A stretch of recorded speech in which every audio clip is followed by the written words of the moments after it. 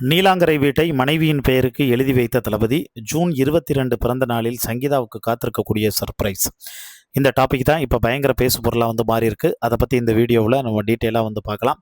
அதுக்கு முன்னால் நம்ம சேனலை சப்ஸ்கிரைப் பண்ணாமல் இருந்தீங்கன்னா மறக்காமல் சப்ஸ்கிரைப் பண்ணிக்கோங்க. அப்போ தான் நம்ம சேனலில் போடக்கூடிய டெய்லி அப்டேட்ஸ் எல்லாத்தையும் நீங்கள் உடனுக்குடனே தெரிஞ்சுக்க முடியும். தளபதி விஜய்க்கும் அவரோட மனைவி சங்கீதாவுக்கும் பிரச்சனையாகி விவாகரத்து வரைக்கும் போய் கிட்டத்தட்ட அது ஏப்ரலில் ஃபஸ்ட்டு ஹியரிங் போகாமல் இப்போ ஜூன் 15லையும் 2 பேருமே ஆஜராகாமல் வீடியோ கான்ஃபரன்ஸ் மூலியமாக அட்டன் பண்ணலாமா அப்படிங்கிற மாதிரிலாம் கேட்டிருந்தாங்க. ஆனால் நீதிபதி சுஜாதா என்ன சொல்லிட்டாங்க அப்படின்னா, இந்த வழக்கை ஆகஸ்ட் 7ஆம் தேதிக்கு ஒத்தி வைக்கிறேன் அப்படின்ட்டாங்க. அப்போ 2 வழக்கறிஞர்கள் தரப்பில் அதை வீடியோ கான்ஃபரன்ஸுக்கு இதுக்கு முன்னாடி இருந்த ஜட்ஜு சசிகலா ஓகே பண்ணிட்டாங்க, நீங்கள் ஏன் பண்ண மாட்டேங்கிறீங்கன்னு கேட்டோன்னே சுஜாதா டென்ஷன் ஆகி அவங்க என்ன சொல்லிட்டாங்கன்னா, இதுக்கு முன்னாடி இருந்த ஜட்ஜிட்ட கூட நீங்கள் பெட்டிஷன் தான் கொடுத்துருக்கீங்க, வீடியோ கான்ஃபரன்ஸ் மூலியமாக பண்ணிக்கலாமான்னு. அவங்க பார்த்தீங்கன்னா சொல்கிறேன்னு தான் சொல்லியிருக்காங்களே ஒழிய அவங்க ஓகேன்னு அப்ரூவல்லாம் எந்த இடத்துலையும் கொடுக்கல. அதை முதல்ல புரிஞ்சுக்கங்க. 2 பேரும் நேரில் தான் பார்த்தோன்னா ஆஜராகணும்.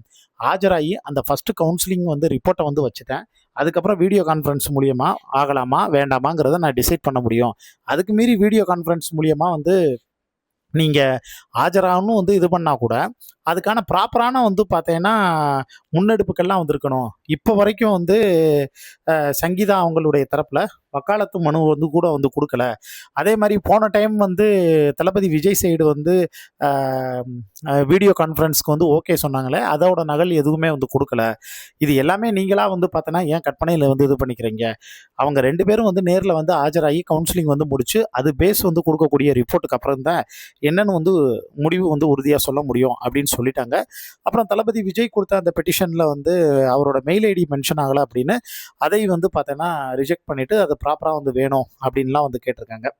இது எல்லாம் ஒரு பக்கம் இருக்கக்கூடிய சூழ்நிலையில் தமிழ்நாட்டில் அதுவும் குறிப்பாக தமிழக அரசியலில் அடுத்தடுத்த ட்விஸ்ட்டு ஒவ்வொரு இடத்துலையும் நடந்துக்கிட்டே தான் வந்திருக்கு. இப்போ அரசியலில் தளபதி விஜய் வந்ததுக்கப்புறமும் தமிழ் சினிமாவில் பார்க்கக்கூடிய எண்ணிக்கை கம்மியாயிடுச்சு. அரசியலை பற்றி தெரிஞ்சுக்கக்கூடிய எண்ணிக்கை ரொம்ப ஜாஸ்தி ஆயிடுச்சு. ஏன்னா இவருக்காக இது பார்த்தோன்னா சேனலில் பார்த்துக்கிட்டே இருக்கணும், அடுத்தடுத்து அதிரடியாக என்ன நடக்குது அப்படின்னு எல்லாருமே பார்த்தோன்னா உற்று நோக்கிக்கிட்டே தாங்க வந்திருக்காங்க. சரி, இதெல்லாம் ஒரு பக்கம் இருக்கட்டும். இவருடைய பர்சனல் லைஃப்பில் இப்போ என்ன தான் நடக்க போகுது? ஜூன் 22ஆம் தேதி அவருடைய பிறந்தநாள். அவருடைய பிறந்த நாளை அவர் மனைவி மக்களோட கொண்டாடுவாங்களா, பிள்ளைங்களோட கொண்டாடுவாங்களா, இல்லை ரசிகர்களோட கொண்டாடுவாங்களா, இல்லை தொண்டர்களோட கொண்டாடுவாங்களா, விசுவாசிகளோட கொண்டாடுவாங்களா, ஃப்ரெண்ட்ஸோட கொண்டாடுவாங்களா, த்ரிஷாவோட கொண்டாடுவாங்களா அப்படின்னு ஒரு பக்கம் பயங்கர பார்த்தோன்னா டிபேட்டுங்க. ஆனால் இது எல்லாத்தையும் தாண்டி எப்பயுமே எதிர்பார்க்காத பல விஷயத்தை நம்ம தளபதி விஜய் பண்ணுவார்ல, அது மாதிரி வழக்கம் போல் பார்த்தோன்னா ஒரு விஷயத்தை இப்போ பண்ண ஆரம்பிச்சிருக்காரு.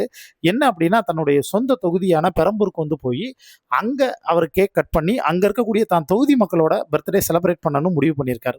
அது எல்லாத்தையும் தாண்டி முத்து படத்தில் அந்த ரஜினிகாந்த், அதாவது இன்டர்வலுக்கு அப்புறம் ஒரு ரஜினிகாந்த் வருவார். அவர் தன்கிட்ட இருக்கக்கூடிய அந்த சொத்து எல்லாத்தையுமே இன்னொருத்தவங்களுக்கு எழுதி வச்சுட்டு, ரகுவரனுக்கு எழுதி வச்சுட்டு அவர் அப்படியே பார்த்தோன்னா சாமியார் மாதிரி துறவு வாழ்க்கை போவார்.